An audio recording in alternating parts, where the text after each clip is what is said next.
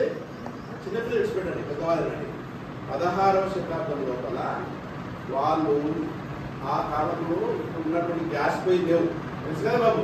ప్రతి ఊళ్ళో గ్యాస్ పొయ్యి అప్పుడు ఏముంటుంది, చిన్న ఉన్నప్పుడు కట్టెల పొయ్యి ఉంటుంది. కట్టెల మీదనే పొయ్యిల కట్టెలు తవ్వి ఇక్కడ కూడా తాండాలలో పల్లెటూళ్ళలో పట్టణానికి పోయి ఒక చౌరస్తలు ఉంటుంది, 400 దగ్గర పెట్టుకొని ఉంటారు అన్నట్టు. అట్లా 10-12 ఏళ్ళ పిల్లలు ఒక 7-8 మంది 7 కట్టెల మూటలు పెట్టి మంచిగా ఎట్లా కట్టిందంటే మిషన్ తోటి నడిపితే కట్ చేసి ఎంత నీళ్లు ఉంటాయో ఆ విధంగా కట్ట కట్టి కొన్ని కనిపించినాయి. అలా అందులో కట్టెల మూట ఒకటి చాలా ప్రత్యేకంగా అనిపించిందట. ఎట్లా కనిపించింది, అసలు ఈ మనిషే కట్టిందా వీడు అంత నైపుణ్యంతో కట్టింది. దీన్ని ఏమన్నారు మనము, నైపుణ్యం, కానీ స్కిల్ అంటారు. ఏమంటారు, స్కిల్ అంటారు. అయితే అందులో ఈ బాబు ఇందులో ఇంతమందిని కట్టెల మూట ఎవరు కట్టిందని ఒక కాదు వేయడాన్ని అడిగినట. మన అశోక్ సార్ పెద్ద మనుషులాక ధనవంతుడు, మంచి సార్, గుణం కూడా మంచిదంట. అయితే ఎవరు కట్టినట్టు నేను కట్టిన సార్ అని ఇట్లా పెట్టుకుంటాను. మళ్ళా ఎదుగుతో పాటు వినయం కూడా ఉండాలి. మీ భవిష్యత్తులో బాగుపడాలంటే అర్థమైందా? చెప్పు సార్, నేను నాకే వచ్చిన 100 మార్కులు అంటే నెక్స్ట్ టైం ఏం చేస్తాను, 30 వేస్తాను సార్, అంతేనా కదా.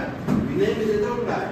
అట్లా అడిగినప్పుడు నేనే కదా మళ్ళీ విప్పి కట్టెల మొక్కలు కడతావా బాబు అని అన్నాడు.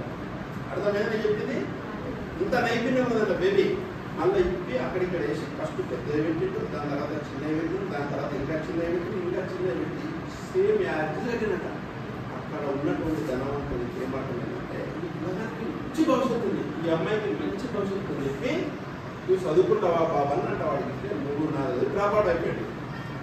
మా ఇంట్లో మా నాయన అమ్మ ఒప్పుకుంటే చదువుకుంటా సార్, నాకు చాలా ఇష్టం ఉందంటే అట్లా చదువుకుంటూ కట్టడము కట్టింటూ అమ్ముకుంటాడు అన్నట్టు.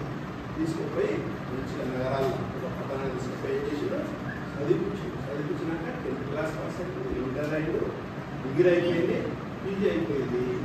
ఎప్పుడు 400 ఏళ్ళ క్రితంలో చదివి ఏం చేసినైనా పెద్దగా అయిపోయి గణిత శాస్త్రజ్ఞుడు అయిపోయాడు. ఆయన్ని పైథాగరస్ అయితే ఏ పేరు. ఇది ఎగ్జాంపుల్స్ ఏంటంటే కొన్ని పుస్తకాలు ఉంటాయి ప్రాక్టికల్గా. మీరు కూడా మా ఇంట్లో ఇబ్బంది ఉంది, మా నాయన తాగొచ్చు అమ్మని కొట్టారు, లేకపోతే మా నాయన ఎక్కువ ఇంకో లక్ష్య సాధనలో మీరు 18-20 ఏళ్ళ వరకు నేను పోటీ ఎక్కువ సరే, ఎంత ఇబ్బంది అయినా సరే, ఈ రోజుల్లో సార్లు టీచర్లు అడిగితే చాలా అవకాశం ప్రభుత్వం కల్పిస్తుంది. మంచి మంచి హాస్టల్లో నేను నాకు వీలైనంత వరకు ఎక్కువ చెప్పినా కూడా SC ST బాలికల హాస్టల్ జాయిన్ చేస్తున్నాను. ఇప్పుడు ఒక అమ్మాయి బీకామ్ కంప్లీట్ అవుతుంది, డిమాండ్ చిన్న 2000 లేకపోతే ఆగిపోతున్నాం. ఒక మాట అంతేనే కదా. మీ దాంట్లో కూడా 2000 లేకుండా 1000 రూపాయలు లేకుండా ఆగిపోయినప్పుడు అప్పుడప్పుడు పెద్ద అయినా చెప్తాం. మీకు ఇప్పుడు అర్థం కాదు, ఇది లేక మీరు మంచి హృదయం కూడా ఉండాలి. నేను చదువుకోలేదు, నా పక్కోడు నా దోస్తు అవుతుంది, మా మిత్రురాలు చదువుతున్నాను కూడా మీ నాయనను అమ్మను పిలిచి 10 మంది గమనించి వాటిని చదివించే ఏర్పాటు కూడా చేయాలి. పెద్ద గుణం ఉండాలి. రేపు భవిష్యత్తు అవసరం పడితే మీరు మంచి సంపాదిస్తుంది, మీకు చదువుకున్న దోస్తు ఆగిపోయింటారు. అర్థమైందా బాబు? దృష్టిలో పెట్టుకోండి. విద్య లేకపోతే ఈ ప్రపంచంలో ప్రతి ఒక్కరు మోసపోతారు. మనకు విద్య వచ్చినాక కూడా కొద్దిగా మంచి బుద్ధులు కూడా ఉండాలి. మంది వస్తువులను, మంది యొక్క సంపదను, మందిని మనకు ఎదగాలన్నాడు భగవంతుడు చూస్తాడు. వారిని ఒక్కటే సత్తుకుంటే మళ్ళీ ఎవరైనా ఇది కూడా ఆలోచన చేయాలి. జీవితంలో బతుకున్నందుకు మనము భయం, భక్తి, శ్రద్ధ ఉండాలి. ఇది ఉంటేనే మనము పెద్ద అయినాక, మీ పిల్లలైనాక కూడా, మీకు తాతల వల్ల అమ్మలైనాక కూడా ఎప్పుడు జాగ్రత్తనే ఉండాలి. భక్తి శ్రద్ధలతో అట్లే ఉంటుంటూ మన దేశం ఏంటి, మన ధర్మం ఏంటి, ఒకసారి పెద్ద అయినాక చరిత్ర మూలాలు తెలుసుకోవాలి.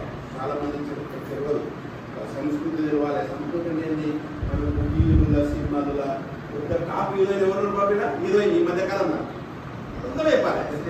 హీరోయిన్ ఎవరుంటారు మీరు చెప్పండి. శ్రీలీల అయినారా, పూజ అయితే అయినారా, తర్వాత హీరో పేరు చెప్పమ్మా, అల్లు అర్జున్, రైట్ ఉన్నదా?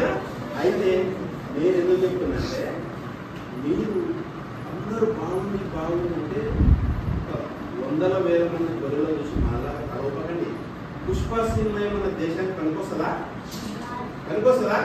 దాన్ని చూసి కూడా నేర్చుకుంటే దొంగతనమే చేయాలి, లంగతనమే చేయాలి, స్మగ్లరే కావాలి, అంతేనా కదా? దాన్ని ఏమైనా మెసేజ్ అంటే సందేశం ఉందా సమాజానికి? ఉందా? లేదని ఖండించాలి. అర్థమైందా? అట్లా ప్రశ్నించినోడే మన లోపల మార్పు ప్రారంభమవుతుంది. అదేవిధంగా మనకు సినిమాలలో కానీ టీవీలో కానీ ఏం చేస్తున్నారు, ఒక శ్రీలీలను లేకపోతే ఇంకా మంచి అందమైన హీరోయిన్ కదా మేబీ